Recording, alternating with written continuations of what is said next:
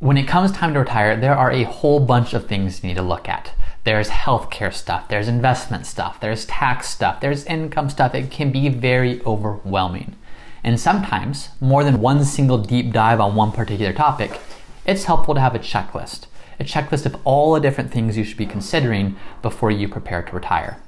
So in today's video, we're going to go through the ultimate retirement planning checklist to ensure there's nothing you're overlooking as you prepare for your retirement. Hey everybody, I'm James Canole, founder of Root Financial Partners, and I'm here to show you what you need to know to create a secure retirement. Now, if you've seen any of the videos we've done before on this channel, we go very deep on investment topics, health insurance topics, tax topics, a variety of different things. Today's video, instead of going super deep on any one individual thing, I want to be very broad and walk you through what are the different things you need to be looking out for as you prepare to retire.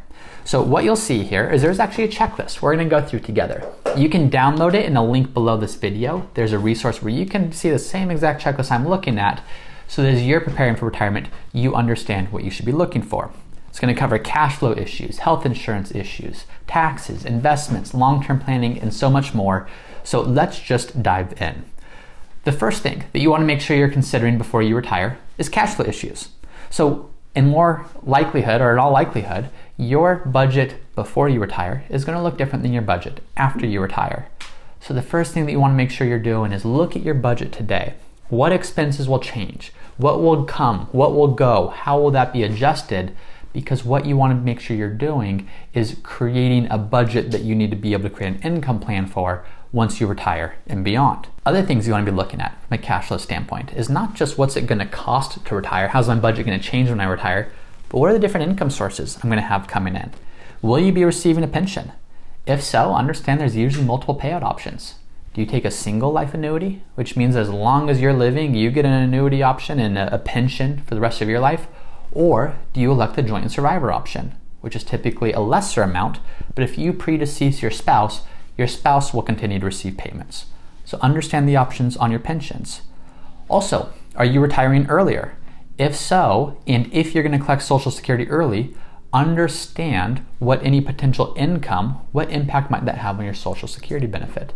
There's an earnings limit cap, meaning if you earn over a certain amount, Social Security starts withholding payments. So make sure you understand how that works if you're retiring before your full retirement age and if you're collecting Social Security early. Now, will you or a spouse receive a pension from an employer that did not withhold Social Security taxes? If this is the case, you may be subject to the Social Security windfall elimination provision. What that provision states is for any pension benefit you're receiving from years of service where you weren't paying into Social Security, in all likelihood, that will reduce the benefits that you actually receive from Social Security. Now, there's a whole bunch of different details that you want to make sure you're looking through there to see what impact windfall elimination provision will have, if any. But if there is a pension, a non-covered pension where you weren't paying into Social Security, understand how that's going to impact Social Security so you know what income amount to actually plan for. Are you married? If so, consider Social Security claiming strategies. It's not all about just what works best for you, it's what's the best dual strategy for both of us. If one of us predeceases the other, how do we maximize lifetime benefits? How do we make sure that there's protection embedded for the surviving spouse? Make sure you're looking at that. Or were you previously married? If you were married but then divorced, if that marriage lasted for at least 10 years, you'd be eligible for a spousal benefit. Now, if you remarry, that changes, but if you are divorced and not remarried, you are eligible for a spousal benefit if you were married for at least 10 years. Now, what about survivor benefits?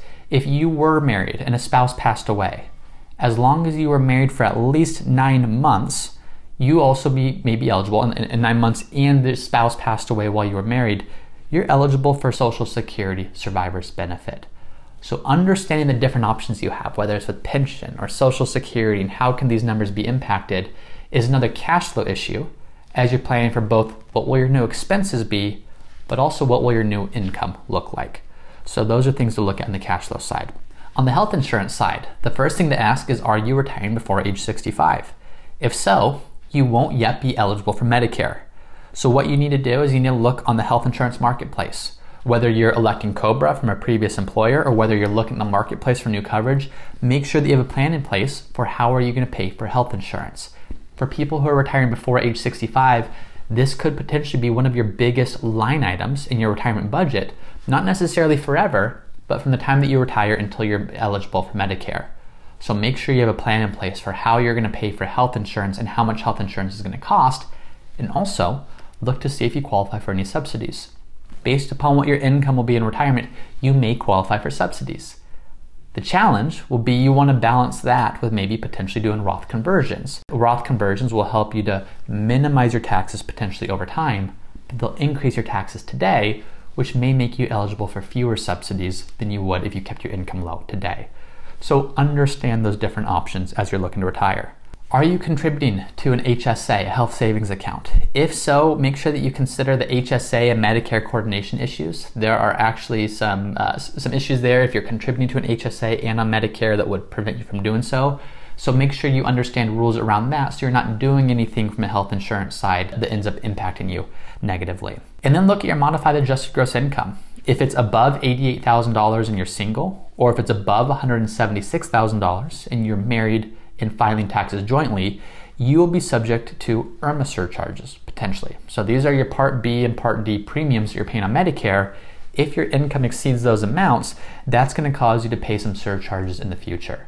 So understanding, is there anything that you can do to keep income lower in those years to lower the surcharges that you'll be paying in future years? Are you disabled or have your needs for life insurance changed, or are there long-term care issues that you need to consider? Those all could impact your Social Security benefit. It could impact Medicare insurance. It could impact long-term care insurance. So make sure that you're considering those types of things as you're preparing to retire, so you're not subjecting yourself to any exposure to the risk that could come along with long-term care, that could come along with a major health event. Make sure that you have the right coverages in place to protect against what could be a catastrophic event if there were to be substantial expenses for long-term care, health insurance, or anything else like that. Maybe as you're listening to this, long-term care insurance is a concern. For a lot of people it is, but they don't yet have it. Well, make sure that you're considering long-term care coverage, but also look at self-insurance strategies. Self-insurance meaning, do you make sure that you have enough assets set aside, whether it's in a property, whether it's in a separate investment account, whether it's just understanding what your investment portfolio could look like in the future to potentially self-insure, versus do you need long-term care insurance? To do so, you might want to look at assisted living facilities, places you could potentially see yourself being, which isn't necessarily a fun thought, but preparing for the future. Understand what's the cost of that, because understanding the cost of that is going to be helpful in understanding, should you get insurance to potentially cover that, or should you self-insure through strategies you can implement on your own. The next thing you want to look at is just investment and asset issues. As you're retiring, will your risk tolerance change? Will your investment objectives change? Will your allocation in your portfolio need to change? For a lot of people, it certainly will. And ideally, it's not just you are not retired one day and the next day you're retired, so all of a sudden your portfolio switches in a major way. Ideally, there should be some subtle changes along the way as you ease into retirement, as opposed to one radical shift right when you retire. But consider your investment strategy. What got you to retirement is not what's going to get you through retirement. So are you making the appropriate changes to prepare for that as you prepare for that transition? Also, do you have any stock options, grants, or restricted stock units? If so, if you have stock compensation through your employer, you want to make sure that you are understanding the time frame you have to exercise those. You want to make sure these things aren't expiring, or you're not being stuck with a huge tax bill if you're not implementing the right strategy along the way. So if there is any stock compensation, understand what that looks like and lay out a plan for how you're going to exercise or maximize the value of that as you transition into retirement. If you're a business owner, do you need an exit strategy? So if you're a business owner, one of your biggest investments may be that business itself. And no, it's not on paper, it's not at your custodian, it's not in your 401k or your IRA, but that asset could be very valuable. And the exit strategy that you decide to employ with that could add a substantial amount to what that business is actually worth to you along the way. So make sure you're planning that out if you're a business owner and if there's any value in the business that you could sell. Now, do you have any annuities or illiquid assets? Do they need to be reviewed so you can understand options? A lot of people have just a collection of investments as they're approaching retirement. Make sure that you're reviewing these. Maybe you thought they would fill one need in retirement and your needs have changed, or what you think you want to do has changed. Make sure that you're reviewing all these accounts to make sure that each account, each individual investment plays a role in what you will need your retirement picture to look like. And then if you have a loan on any retirement plans through work, make sure that's paid back. Make sure you have a strategy for that. If not, maybe not necessarily the end of the world if you're above age 59 and a half, but any unpaid loan balance will be treated as a distribution and will be taxable. Do you have deferred compensation? If so, what's the strategy for that, how that will be paid out? Is it paid out over 5 years, over 10 years? Based upon that, how does that impact what you should be doing with your IRAs or Roth IRAs or other investment accounts? Really making sure that you're taking everything into account as you're coming up with an income strategy based upon the assets you have. And then finally, do you have multiple accounts with similar tax treatments? So maybe you have a couple of 401ks, maybe you have a couple IRAs over the years, maybe you have a Roth IRA, maybe you have a handful of brokerage accounts. Organization and simplicity is one of the keys to a successful retirement. So rather than trying to coordinate all these different accounts, can you open up one IRA and roll over all of your pre-tax 401ks? Transfer all of your other pre-tax IRAs into it. Instead of having a whole bunch of different brokerage accounts, can you consolidate those? Remain fully diversified, but consolidate for simplicity to understand what do you have, what's it invested in, what can you expect from it, as opposed to spending your retirement trying to coordinate a whole bunch of disjointed pieces. Tax planning is the next piece we want to look at. Do you expect large required minimum distributions? So if you've done a great job and you've maxed your 401k and you've put money away and it's grown well, congratulations, but there may be pretty significant required distributions that you face in the future. Oftentimes it's those early years in retirement where Roth conversion strategies can help to minimize the impact of what RMDs will have on your plan. What will income look like when you first retire? Is your income going to be lower? If so, maybe you do implement Roth conversions. Maybe you do some tax gain harvesting of selling certain brokerage positions with unrealized gains if doing so could be done and not pay any federal taxes. So there's a whole bunch of different things between Roth conversions, between tax gain harvesting, between other strategies to keep your tax bill as low as possible in retirement. And then look at long-term planning issues. Do you expect your estate will exceed the federal exclusion amount? Oftentimes when you retire, depending on what size of accounts you have and depending on property and depending on other assets, some people, they retire and they start spending that down. For some people, they've done a really wonderful job of saving and investing and they're living their retirement and they're maintaining their lifestyle, but their retirement balance keeps growing. Their assets, their net worth keeps growing. Understand what that's projected to look like. Because if it's going to continue growing, you very may well not have an estate liability or estate tax liability today, but you may be projected to have one in the future. Can you get ahead of that? Can you start implementing certain strategies that will keep you under the estate tax exclusion amount so that's not something that you and your heirs have to worry about? Are you charitably inclined? When you are retired, sometimes things like a donor advised fund or qualified or charitable qualified distributions, these types of things can help you to minimize your tax liability throughout retirement and increase the effectiveness of your giving.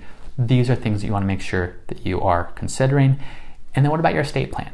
When was the last time you revisited it? When was the last time you revisited your will, your trust, your advance directives? Are the successor trustees that you've mentioned, are they still the people you want to be the successor trustees? Are the executors still the people you want to be the executor? Are they still living even? Make sure that you're updating these documents so it doesn't cause any issues for you in the future. So these are all the issues and more. When you retire, there's a bunch of things that you need to consider. Want to lay it out for you again in the comment section, not in the comment section, but right below this video, there's a link where you can download this exact resource.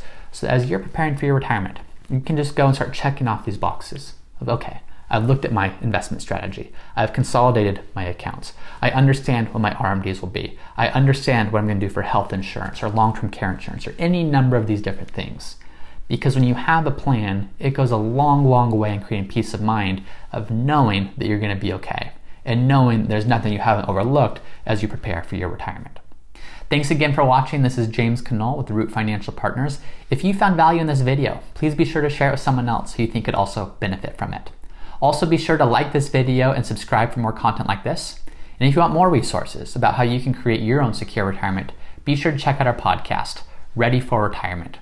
And finally, if you're interested to see how our services can help you prepare for secure retirement, be sure to check us out at rootfinancialpartners.com.